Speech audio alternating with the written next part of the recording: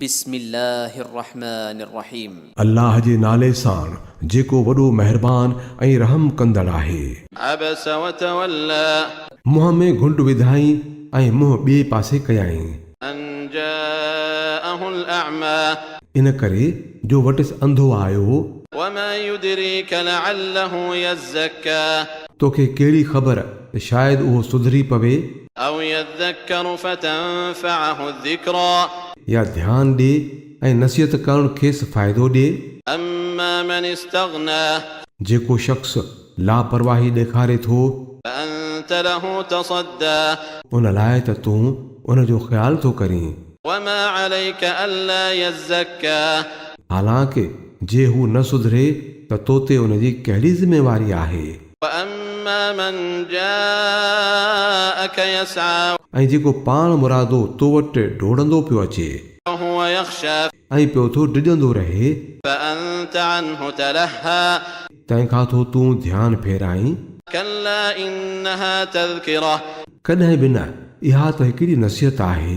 फमन शाअ ज़करह, जंहिंजी दिलि घुरे उनखे क़बूल करे। फी सुहुफ़िन मुकर्रमह, इहा अहिड़नि वर्कनि में लिखियलु आहे जेकी सगोरा आहिनि, मरफ़ूअतिन मुतहरह, बुलंद मर्तबे वारा आहिनि ऐं पाक आहिनि।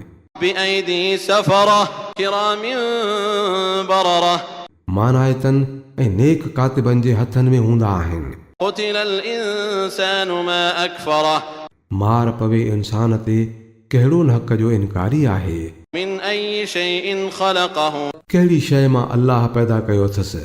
मिन नुतफ़तिन ख़लक़हु फ़क़द्दरह, हिकिड़े टेपे मां अल्लाह उनखे पैदा कयो, पोइ संदसि तक़दीर जोड़ियाईं। थुम्म अस्सबील यस्सरह, पोइ उन लाइ ज़िंदगीअ जी वाट आसान कयाईं। थुम्म अमातहु फ़अक़बरह, पोइ वरी मौत ॾिनाईंसि ऐं क़बर में पहुचायाईंसि। थुम्म इज़ा शाअ अंशरह, ऐं पोइ जॾहिं घुरे त उथारे खड़ो करे छॾेसि। कल्ला लम्मा यक़्दि मा अमरह, कॾहिं बि न, हुन त इहो फ़र्ज़ अदा न कयो जंहिंजो अल्लाह खेसि हुकुम ॾिनो हो। फलयंज़ुरिल इंसानु इला तआमिहि, पोइ इंसान कुझु पंहिंजे खाधे जी नज़र करे। अन्ना सबबनल माअ सब्बा, असां ख़ूब पाणी बहायो, थुम्म शक़क़नल अर्द शक़्क़ा, पोइ वरी ज़मीन जी अजब नमूने चीर फाड़ कईसूं, फअंबतना फ़ीहा हब्बा, ऐं मंजिस अनाज उपायासूं, वइनबन वक़द्बा, ऐं अंगूर ऐं सायूं भाॼियूं, वज़ैतूनन वनख़्ला, ऐं ज़ैतून ऐं खजूं, वहदाइक़ गुल्बा, ऐं घाटा बाग़, वफ़ाकिहतन वअब्बा, ऐं क़िस्मे क़िस्मे मेवा ऐं गाह, मताअन लकुम वलिअनआमिकुम, ज़िंदगी गुज़ारण जो सामान करे तव्हांजे लाइ बि ऐं तव्हांजे चौपाए माल लाइ बि। फ़इज़ा जाअतिस्साख़्ख़ह, नेठि जॾहिं इहो कन ॿोड़ा कंदड़ कड़को थींदो।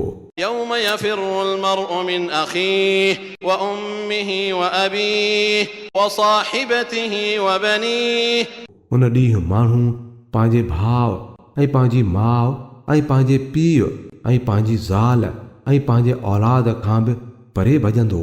लिकुल्लि इम्रिइन मिनहुम यौमइज़िन शअनुन युग़नीह, उन्हनि मां हर शख़्स ते उन ॾींहुं अहिड़ो वक़्तु अची पवंदो जो उनखे पाण खां सवाइ ॿिए कंहिंजो बि होश न हूंदो।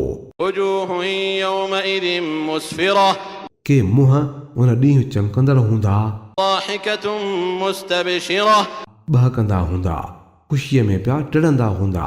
ववुजूहुन यौमइज़िन अलैहा ग़बरह, ऐं किन मुंहंनि ते वरी उन ॾींहुं पई धूड़ वसंदी तरहक़ुहा क़तरह, ऐं कारह मलियल हूंदी।